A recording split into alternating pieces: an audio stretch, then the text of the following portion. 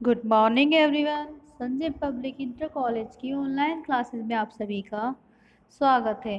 देखिए, आज का जो हमारा टॉपिक है या चैप्टर है वो आलेमेंट है, जो कि लेसन नंबर 4 है। ये किसने लिखा है? पीबी सैली ने। किसने लिखा है? पीबी सैली ने।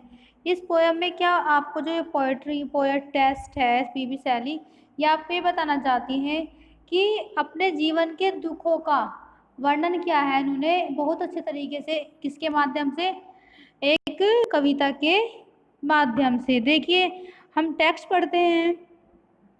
ओ world, O life, O time, on whose last step I climb, trembling at that where I had stood before, when will return the glory of your prime? No more, oh never more। इसमें जो है आपकी जो कवित्री है वो वर्णन करती है किसका? दुख के समय का। कहती है, ओ संसार, ओ जीवन, ओ समय। यानी कि इंसान जैसे जैसे अपनी एज की तरफ, मतलब बूढ़ापे की तरफ अग्रसर होता रहता है, तो जो उसकी फीलिंग्स होती हैं वो थोड़ी क्रिटिकल हो जाती है। क्या हो जाती है? क्रिटिकल हो जाती है। देखिए, जैसे इसमें लिखा, ओ world, O life, O time, ओ संसार, ओ जीवन, ओ समय, on whose last step I climb. जब मैं अपने जीवन के अंतिम पड़ाव पे, यानी कि अंतिम चरण पे हूँ, तो मैं अपने आप को कैसे कंफर्टेबल फील कराऊं। यानी कि मैं इस समय ऐसी हो चुकी हूँ कि मैं कुछ भी करने योग्य नहीं हूँ। मानो ऐसा लगता है अपनी अपनी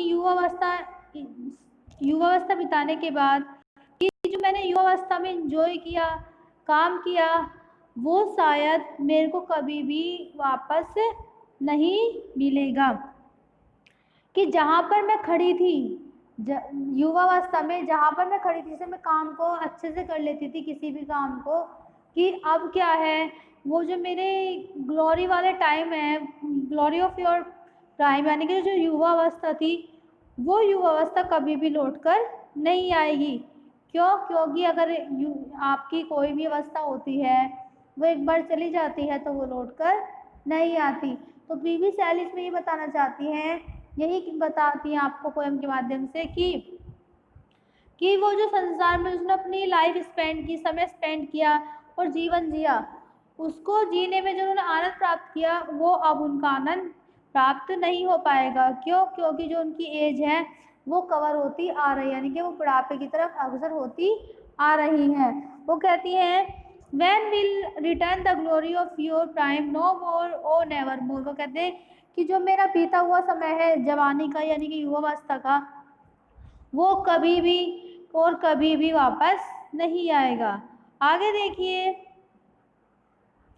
out of the day and night a joy has taken flight, fresh spring and summer and winter hover, move my faint heart with grief but with delight, no more, oh never more। जो PV सैली हैं वो कहती हैं कि जिस तरह मेरा पहले दिन होता था, रात होती थी और मैं लाइफ को एंजॉय करती थी, ठीक है, अच्छी अच्छी चीज़ों को देखकर या फिर मौसम को देखकर, मुझे मानो बसंत का ताज़ा ताज़ा मौसम, गर्मी, और जो वो बर्फ से धुंध वाला जो वो होती है, सर्दी होती है, उसका जो टाइमिंग है वो मेरे लिए मानो एक अच्छा था। मेरे को इतना अच्छा लगता था कि जीवन जीने में मज़ा ही आ जाता था। तो वो कहती है कि move my faint heart with grief but with delight, no more और नेवर मोर। वो कहती हैं कि उन सब चीज़ों को देखकर मेरा जो हृदय था वो प्रफुल्लित हो उठता था, लेकिन क्या अब मुझे ये सब चीज़ें दोबारा से मिल पाएंगी? वो कहते हैं, नो मोर और नेवर मोर, नहीं, कभी नहीं, अब मुझे ये चीज़ें कभी प्राप्त नहीं हो सकती है। यह आपकी चैप्टर की हिंदी थी पोएट्री में, ठीक है। इसमें एक बार और मैं बता देती हूँ आपको कि क्या बताया गया है सारांश के रूप में। इसमें क्या है, ये आपकी जो आर्लेमेंट है ये किसने लिखा है? पीबी सैली ने लिखा है। और जो पीबी सैली हैं पोएटेस्ट ये आपकी मतलब जो दाहिनी पे जिस चीज़ को आपको देखकर दया आ जाए, ये अधिकतर ऐसी कविता लिखती थी और ऐसी ही पोएम लिखती थी। ठीक है, इन्होंने इस पोएम में भी यानी कि कविता में भी दुख का अनुभव किया है, यानी कि इनको ऐसा लग रहा है पोएम पढ़ के कि जो इनकी दुख की फीलिंग्स हैं वो बाहर निकल के आ रही हैं। ठीक है, इसमें क्या होता है, जो मतलब ये पोएट है, पोएटेस्ट है, ये अपने लाइफ के अंतिम चरणों में खड़े हैं। कहाँ पे खड़े हैं? अंतिम चरणों में। और उन्हें अंतिम चरणों में आने के बाद यानी कि अंतिम मोमेंट पे आने के बाद मानो अपनी ज़िंदगी से डर लगने लगा। उन्हें दुख का, सिर्फ उन्हें दुख का महसूस होता है, यानी कि दुख महसूस होता है उन्हें। उन्हें लगता है कि जो इस दुनिया की खुशी है, संसारिक खुशी है, वो सब चीज़ क्या है, समाप्त हो चुकी है। ठीक है, और इन्होंने इस पोएम के माध्यम से आपको सिर्फ यही बताया गया है कि जैसे जैसे हमारा समय समाप्त होता रहता है, ऐसे हमारे जीवन की खुशी भी समाप्त होती रहती है। अगर आपको कोई जीवन जीना है, आपको जैसे भी जीवन जीना है, तो उसी टाइम जियो जो चल रहा है। दूसरों की चिंता करके या टेंशन लेके आपका लाइफ स्पेंड बेकार होगी, फिर आप उस पल को करेंगे, काश हम वो काम उस टाइम कर लेते।